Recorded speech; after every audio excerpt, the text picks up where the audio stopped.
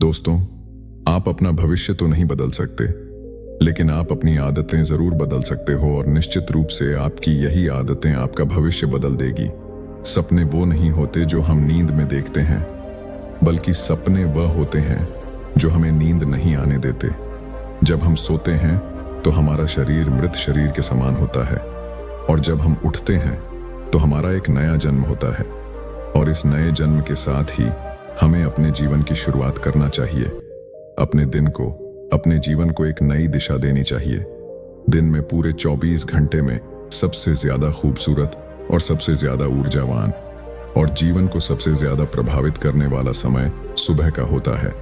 और इस सुबह के समय में जिन आदतों को आप अपने जीवन में अपनाओगे, वास्तव में वो आदतें आपके पूरे दिन को नहीं, बल्कि आपके पूरी जिंदगी को भी प्रभावित करेगी और आपके लक्ष्यों पर सकारात्मक प्रभाव डाल सकती है।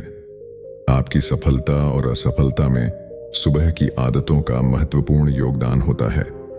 आज मैं आपको सुबह की ऐसी आदतों के बारे में बताऊंगा जिसे अगर आपने अपने जीवन में अपना लिया तो आप अपने आज को और अपने आने वाले हर पल को, अपने जीवन को बदल सकते हो और अपने जीवन में वो सब कुछ आप हासिल कर सकते हो जो आप हासिल करना चाहते हो।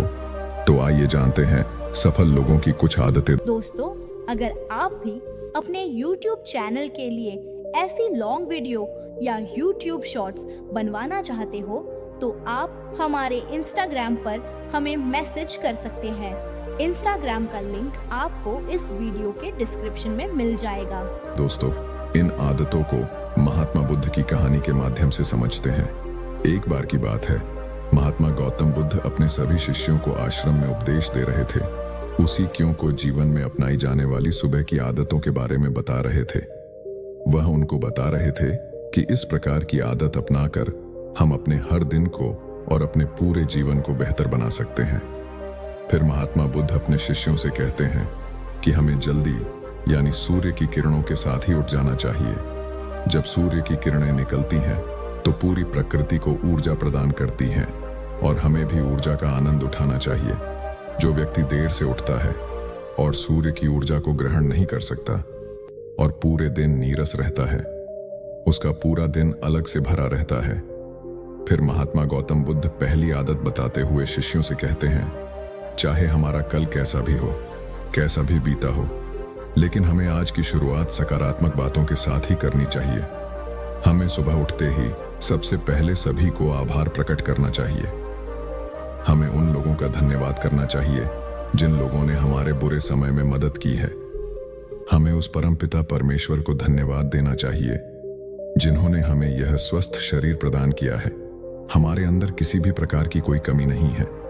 हम स्वयं चल सकते हैं, बोल सकते हैं, सुन सकते हैं, इस प्रकृति की सुंदरता को देख सकते हैं, चिड़िया के चहचहाना के आवाज को सुन सकते हैं, नदियों के बहने की आवाजों को सुन सकते हैं। क्योंकि बहुत से लोगों ने तो यह देखा भी नहीं होगा, क्योंकि उनके आंख नहीं है कुछ लोगों को, ने कुछ लोगों ने इसे सुना भी नहीं होगा क्योंकि उनके कान नहीं है। बहुत से लोग तो चल भी नहीं पाते हैं क्योंकि उनके पैर नहीं है। हमें परमात्मा का आभार प्रकट करना चाहिए कि उन्होंने हमें इस काबिल बनाया है कि हम अपना काम स्वयं कर सकते हैं। किसी और पर हमें निर्भर नहीं रहना पड़ता, जबकि बहुत से लोगों को चलने के लिए भी दूसरों का सहारा लेना पड़ता है और दूसरों के ऊपर निर्भर रहते हैं। हमें इस प्रकृति को, अपने आसपास की चीजों का धन्यवाद करना चाहिए जिन्होंने हमारे जिंदगी को इतना सुंदर बनाया है। यह रंग बिरंगे फूल जो हमें खुशबू प्रदान करते हैं, वह नदी जो हमें पीने का पानी उपलब्ध कराती है, यह पेड़ पौधे, यह शुद्ध हवा या फल हमें इस प्रकृति से प्राप्त होते हैं। हमें इन सब का आभार प्रकट करना चाहिए, इनको धन्यवाद देना चाहिए। इन सब ने मिलकर हमारे जीवन को बेहद ही खूबसूरत बनाया है। हमारे मन के भीतर कई तरह के विचार चलते रहते हैं। विचारों का एक कोलाहल मचा रहता है।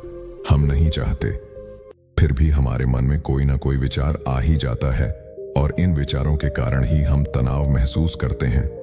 हमें इन विचारों को शांत करना होगा और हम इन विचारों को ध्यान के माध्यम से ही रोक सकते हैं। इसके लिए हमें एक शांत जगह पर बैठ जाना है और अपनी आती जाती सांसों पर ध्यान लगाना है।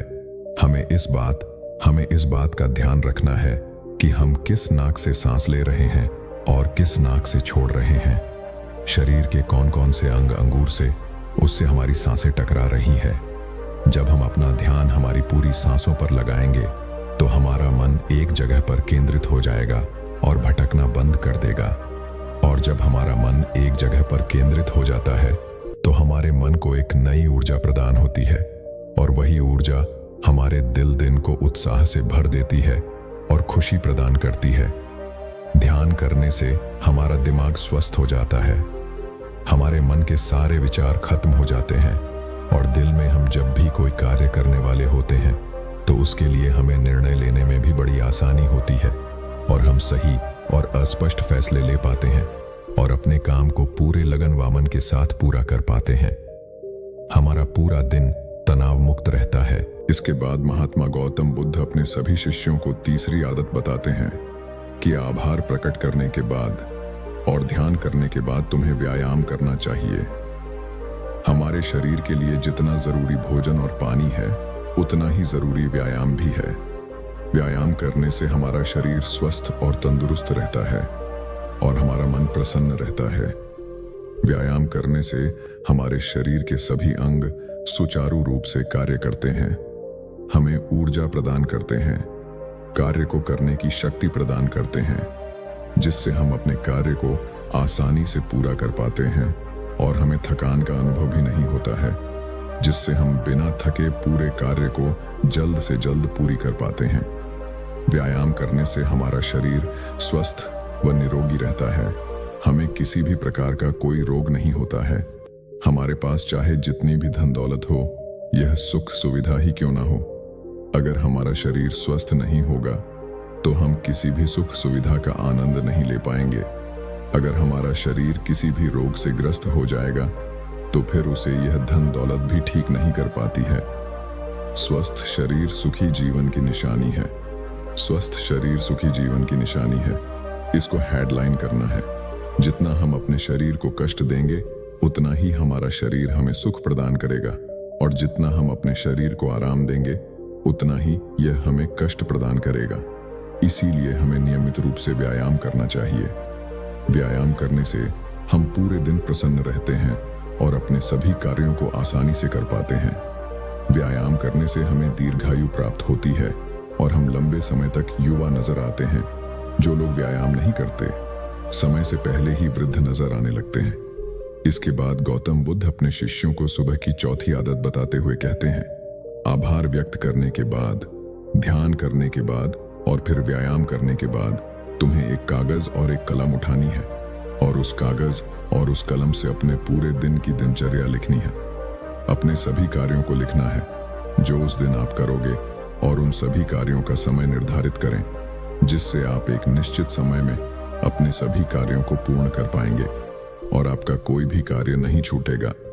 और एक बात का और ध्यान रखें, आप अपने उन कार्यों में एक ऐसा कार्य जरूर लिखें जिसमें तुम किसी व्यक्ति या पशु की निस्वार्थ भावना से मदद करोगे, जैसे कि किसी गरीब को भोजन खिला दिया, किसी पशु को घास डाल दे या फिर उसे पानी पिला दिया।